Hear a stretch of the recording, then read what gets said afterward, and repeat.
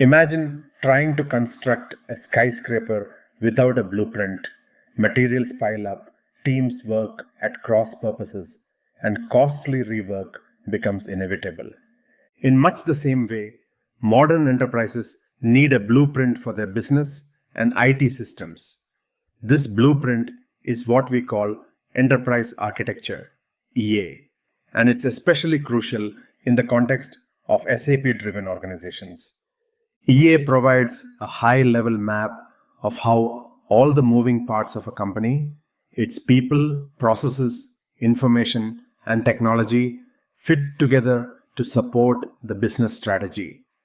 In this session, we'll introduce the fundamentals of enterprise architecture, explore why it matters for organizations implementing SAP solutions, and give an overview of the key architecture domains that make up the blueprint of an enterprise. To start, let's consider why enterprise architecture is worth your attention. Companies today operate in a landscape of constant change, mergers and acquisitions, digital transformation, Industry 4.0 innovations, you name it. SAP systems like S/4HANA and the SAP Business Technology Platform often sit at the heart of these transformations, acting as the digital core for business processes. Enterprise architecture is the discipline that helps orchestrate these complex changes with a strategic vision. It ensures that when you introduce or change SAP applications or any technology, you do so in a way that aligns with business goals and avoids unintended fallout.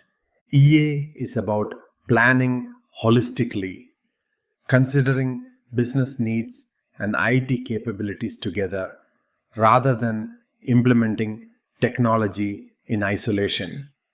Without EA, even the best software can end up underutilized or misaligned, like installing a powerful engine in a vehicle with no steering wheel.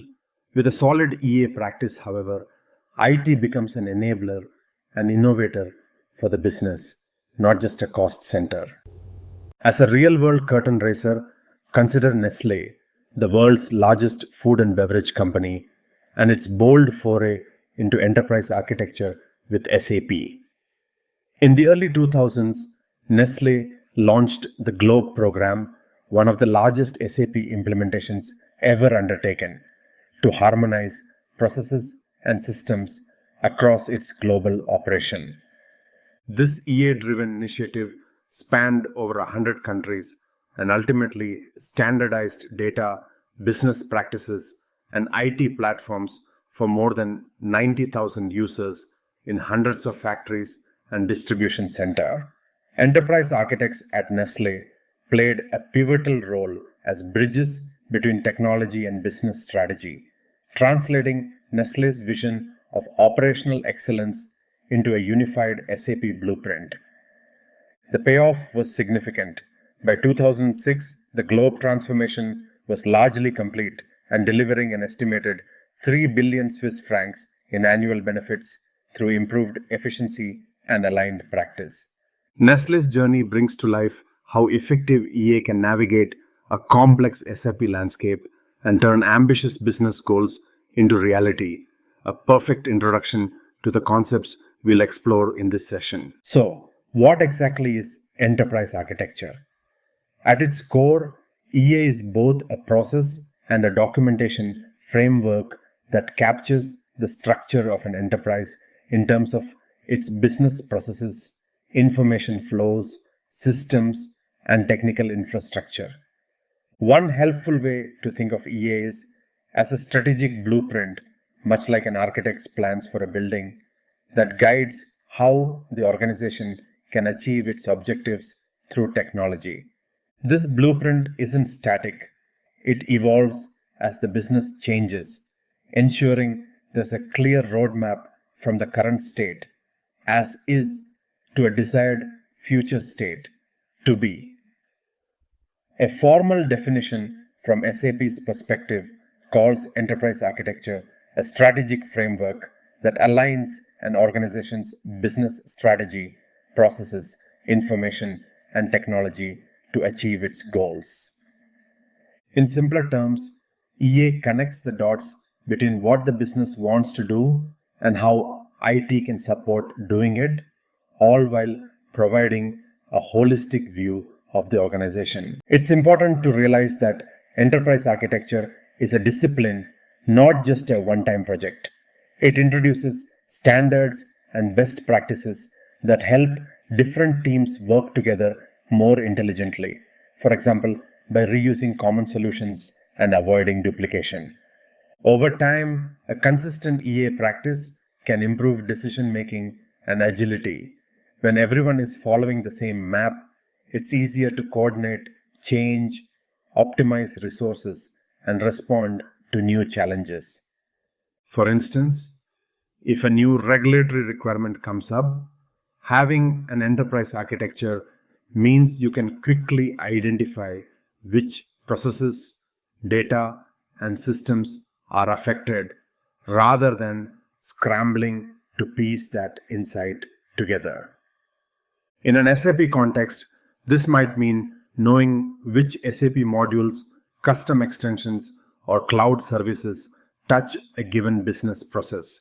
Information that EA documentation would make readily available. Now, why talk about enterprise architecture with SAP specifically? If your organization is leveraging SAP solutions, ERP, CRM, BTP, and so on, enterprise architecture becomes especially valuable.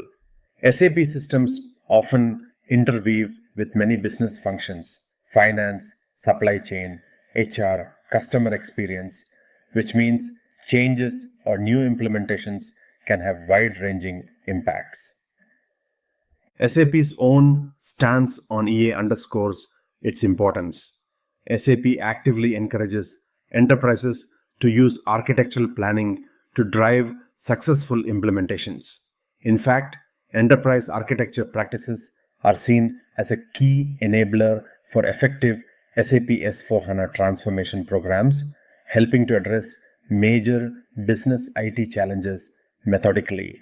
By applying EA, organizations establish a structured method and strategy upfront rather than jumping straight into building or configuring software.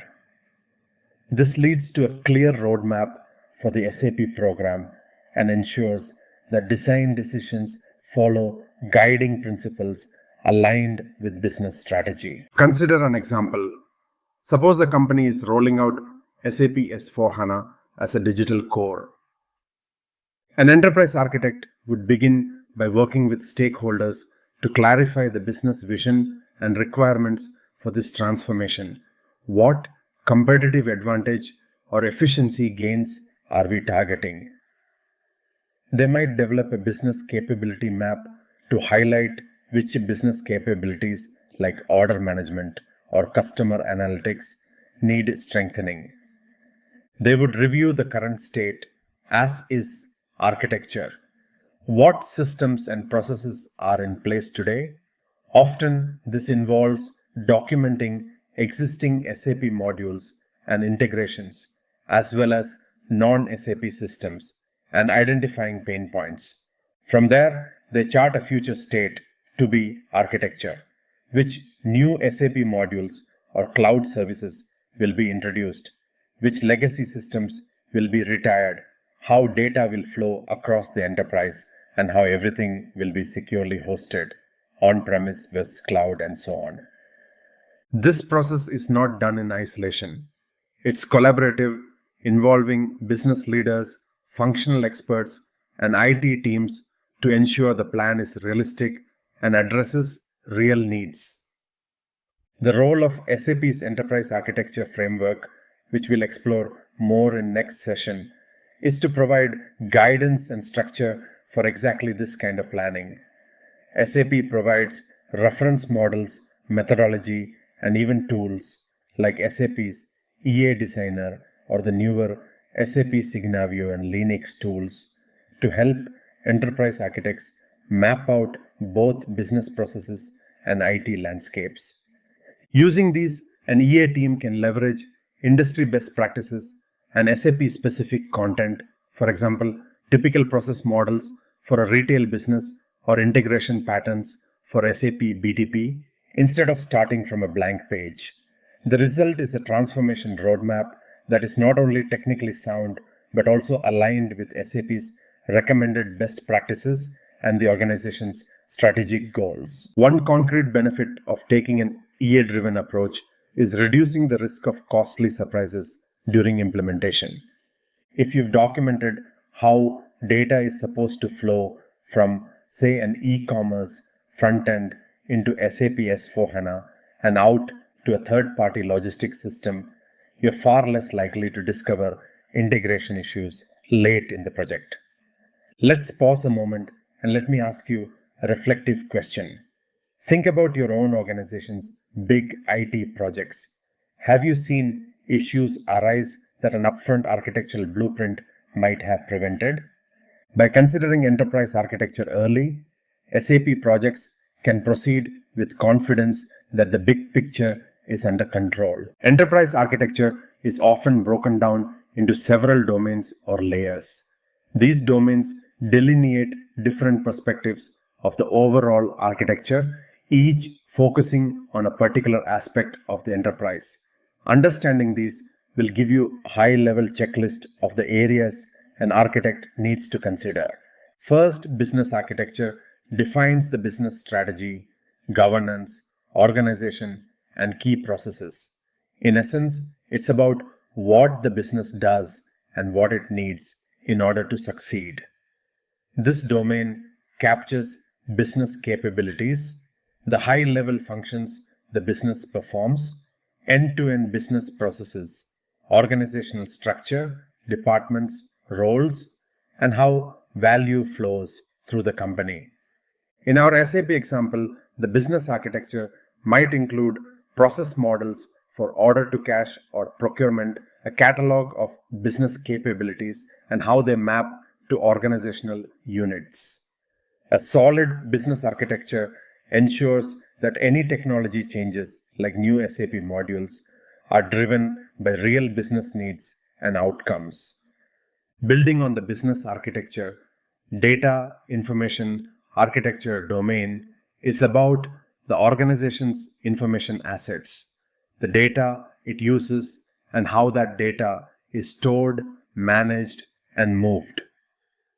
Data is the lifeblood of SAP applications, so architects pay special attention to data models, definitions, integrations, and governance.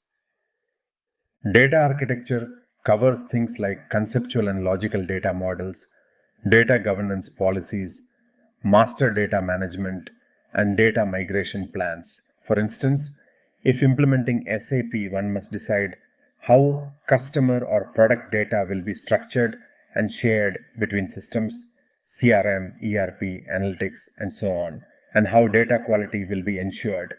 In the EA blueprint, architects outline where key data entities reside and how data flows between processes and systems.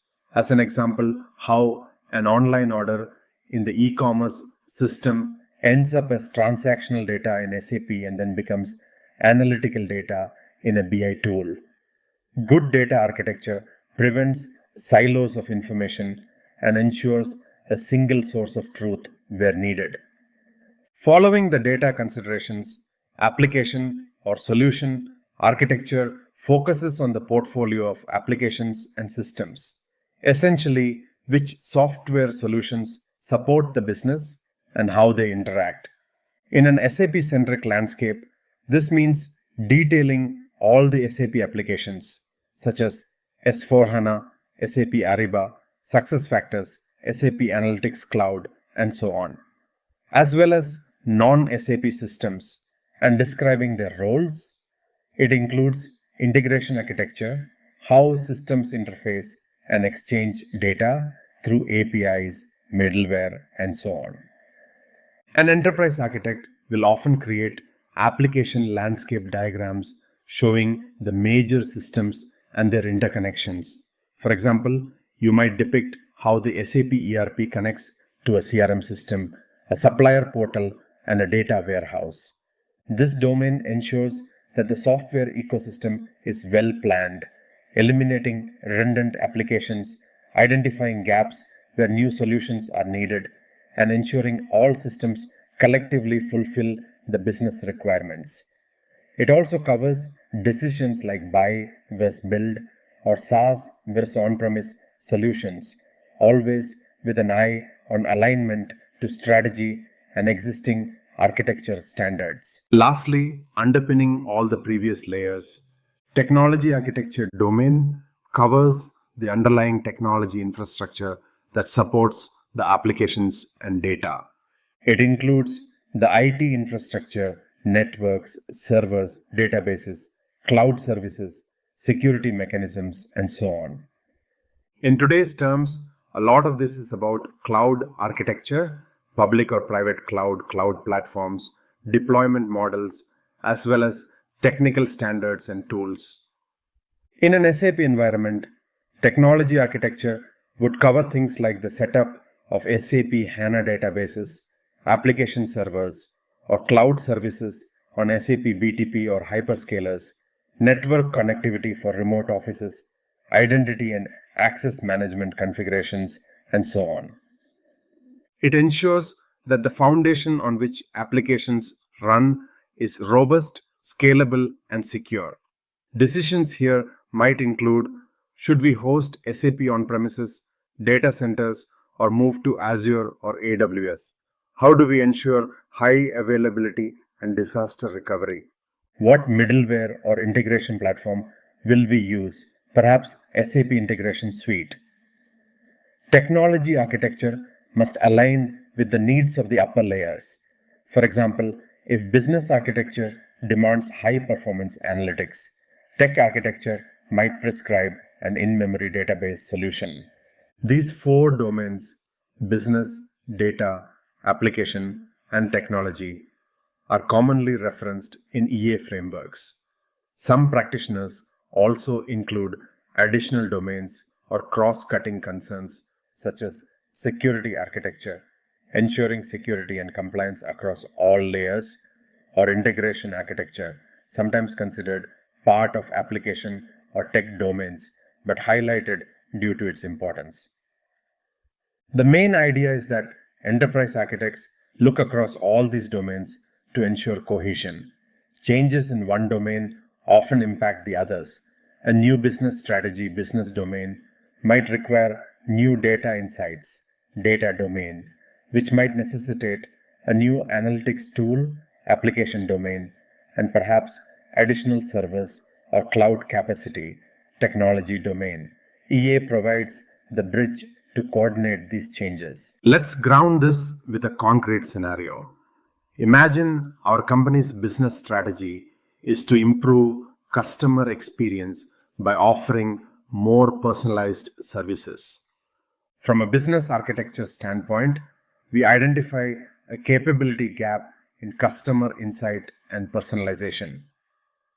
The data architecture perspective might highlight that we need to consolidate customer data from various touchpoints to get a 360 digital view, implying better data integration and perhaps a customer data platform. The application architecture might then plan for implementing SAP C/4HANA Customer Experience Suite or SAP Customer Data Cloud and integrating it with the core SAP ERP and marketing systems.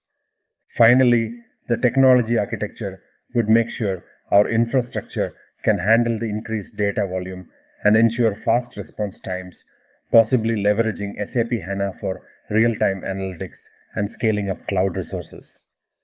Without considering all four domains, we might implement one piece of this puzzle, say a new app, only to find it fails because the data isn't there or the servers can't handle it.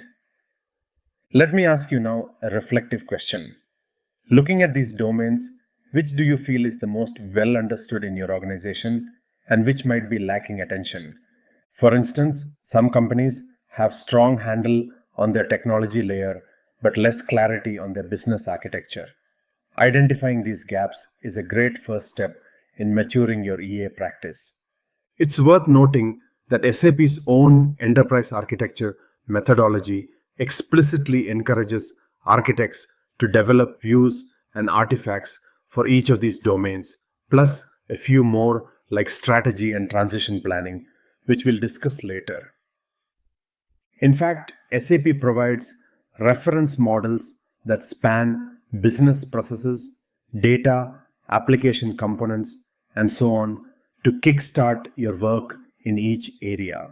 By using these, you can benchmark your architecture against industry standards and SAP best practices. For example, SAP's reference business architecture includes a catalog of business capabilities and processes, often aligned with industry frameworks like APQC, while the reference solution architecture provides typical application component maps for an intelligent enterprise.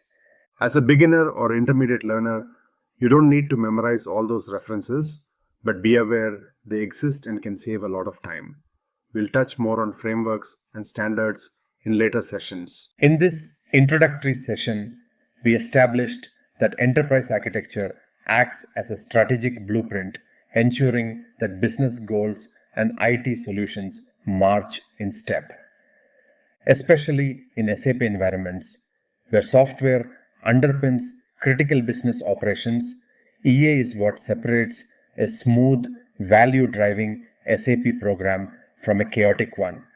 We learned that EA spans multiple domains: business, data, application, technology, giving architects a comprehensive view to plan changes holistically. We also highlighted that SAP itself champions EA practices, offering frameworks and tools to help organizations plan their transformations effectively. In closing, Nestlé's experience reflects the core themes of this session and reinforces enterprise architecture's role as a strategic enabler in SAP environments.